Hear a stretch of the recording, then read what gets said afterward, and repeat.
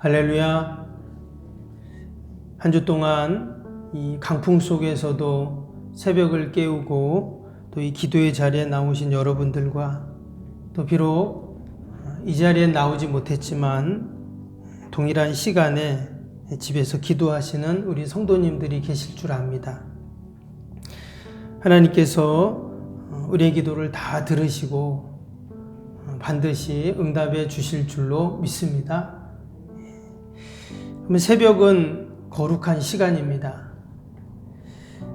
하나님은 우리가 새벽에 부르짖을 때 응답하신다고 약속해 주셨습니다. 우리가 늘 새벽의 시간을 기억하고 또 올 한해 새벽기도 파수꾼의 사명을 잘 감당하는 저와 여러분이 될 수 있기를 바랍니다.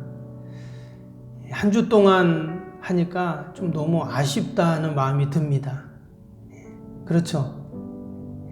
그래서 좀 한 2, 3주 정도 더 하면 어떨까 이런 생각도 드는데 매일같이 새벽에 나오시는 분들은 아무 상관이 없겠죠. 또 새벽에 기도하시는 분들은. 우리가 늘 이 새벽의 시간은 아무에게나 하나님이 주시지 않거든요.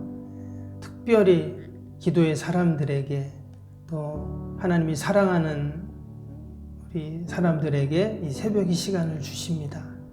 저와 여러분이 하나님 앞에 가는 그날까지 늘 이 새벽에 하나님을 만나고 또 거룩을 이루어가는 저와 여러분이 꼭 될 수 있기를 바랍니다. 우리가 그동안 계속 거룩이라는 주제를 가지고 함께 말씀을 보았는데요. 오늘 마지막 시간으로 예배로 거룩하라 하는 제목으로 함께 은혜를 나누겠습니다. 오늘 함께 읽은 출애굽기 29장은요. 소위 제사장 위임식 규례에 대한 그러한 말씀입니다. 어떻게 제사장이 되는지 또 제사장이 되는 과정이 어떤 것인지 또 제사장이 되어서는 어떤 일을 하는지에 대한 말씀들이 쭉 나옵니다.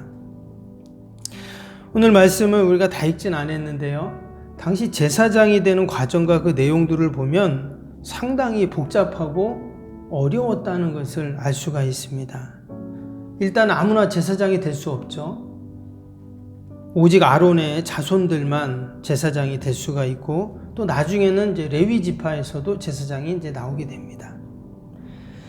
오늘 먼저 35절을 다시 한번 보시면 너는 내가 내게 한 모든 명령대로 아론과 그의 아들들에게 그같이 하여 이레 동안 위임식을 행하되 했습니다.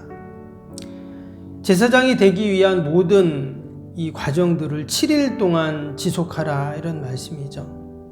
그래서 이어지는 36절에 보면 이 7일 동안 뭐를 하냐면 매일같이 송아지를 한 마리씩 잡습니다. 그리고는 속죄제를 드리게 되는데 제사장이 먼저 죄사함을 받고 거룩해야 하기 때문이었습니다. 그리고 매일같이 하는 일이 있는데 그것이 뭐냐면 이제 제사장이 되고 나서입니다. 제사장이 되고 나서는 어떤 일을 하냐면 38절 39절 한번 보시면 내가 제단 위에 드릴 것은 이러하니라 매일 1년 된 어린 양 2마리니 한 어린 양은 아침에 드리고 한 어린 양은 저녁 때에 드릴지며. 이게 제사장이 되고 나서 매일같이 한 일입니다. 아침 저녁으로 뭐를 했다고 했어요? 어린 양을 잡아가지고 제사를 드리는 겁니다. 여러분 짐승을 제물로 잡아가지고 제사를 드리는 것이 결코 쉬운 일이 아니죠. 또 이것은 번제로 드렸습니다.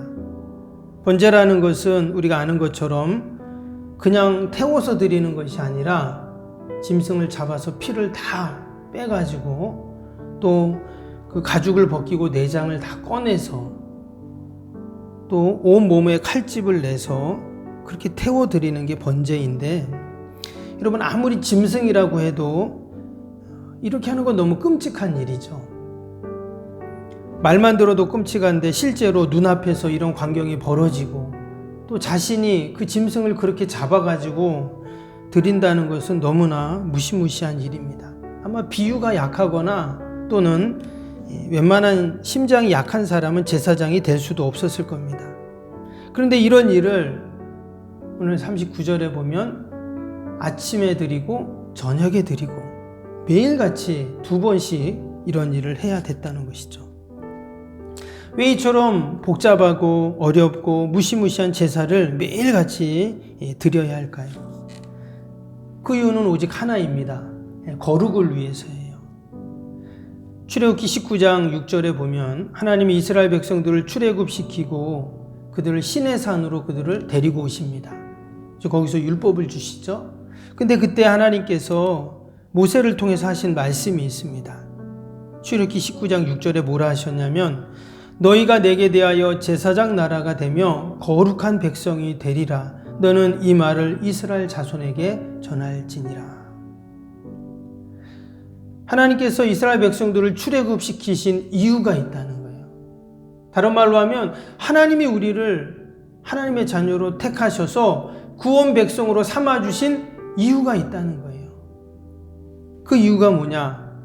바로 우리가 제사장 나라가 되고 거룩한 백성이 되기 위해서라는 겁니다. 다른 이유가 없습니다.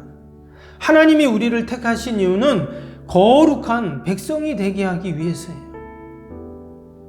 그 이상도 그 이하도 없습니다. 이게 하나님이 우리를 택하신 성도의 실존이에요. 특별히 이스라엘은 하나님께서 제사장 나라로 택하셨다 이렇게 말씀합니다.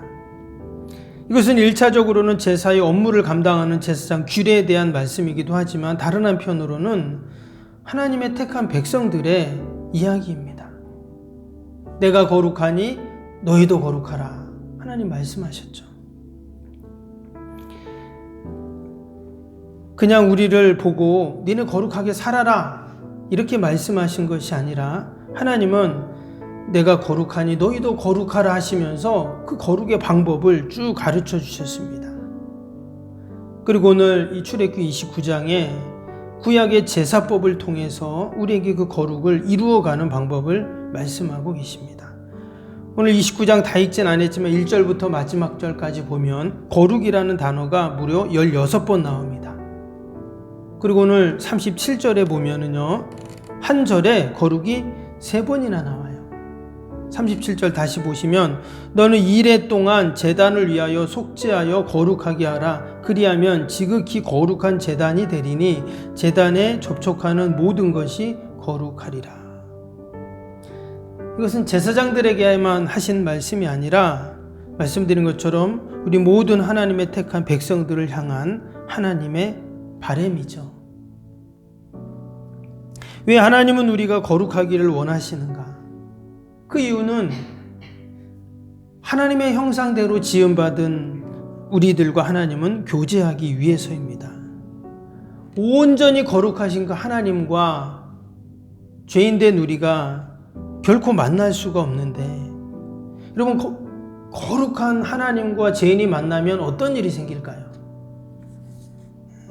거룩한 하나님이 사라지든지 아니면 죄인인 우리가 죽든지 둘 중에 하나가 이루어집니다. 그래서 구약의 선지자들은 그 하나님의 음성을 듣거나 하나님을 만났을 때 하나같이 고백했던 게 뭐냐면 화로다, 나는 망하리로다, 이렇게 다 고백을 해요. 왜? 죄인된 내가 그 거룩한 하나님을 만날 수가 없거든요.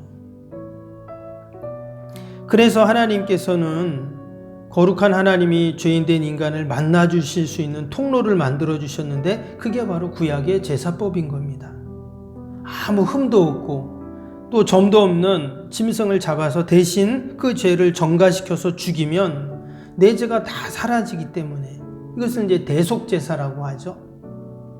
그래서 구약에 나오는 제사법은 사실 복잡한 것 같고 어려운 것 같고 무시무시한 사륙의 현장인 것 같지만 사실 하나님이 인간에게 베풀어 주신 은혜 중에 은혜인 것입니다. 왜? 그 제사법이 없으면 거룩한 하나님을 만날 수 없기 때문이에요. 우리가 거룩에 이룰 수가 없기 때문인 것입니다.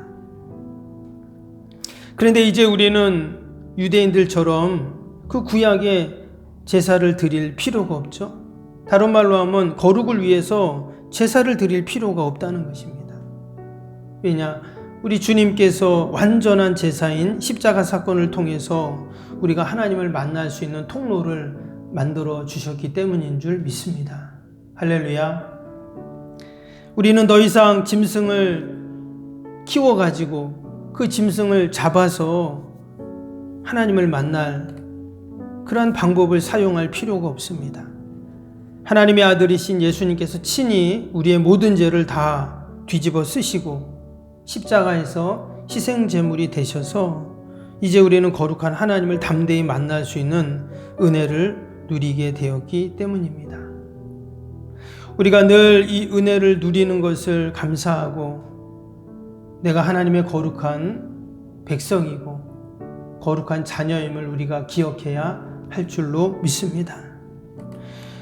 우리가 어떻게 거룩하게 될 수 있습니까? 올해 우리 교회 폐허처럼 예배의 기쁨을 회복하는 해로 우리가 삼았는데, 예배가 기쁨인 이유는 바로 거룩한 하나님과 만나는 시간이기 때문에 그렇습니다.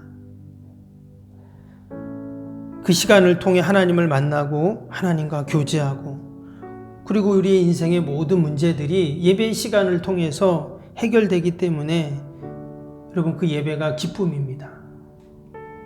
올 한해도 저와 여러분이 늘 예배를 사모하고 예배를 귀히 여기고 예배를 생명처럼 여기고, 그래서 주님께서 내가 거룩하니 너희도 거룩하라고 하신 그 말씀처럼 우리가 늘 거룩을 유지하고 또 거룩을 지켜가고 또 거룩의 능력을 경험하는 저와 여러분이 되시기를 주님의 이름으로 축복합니다. 기도하겠습니다.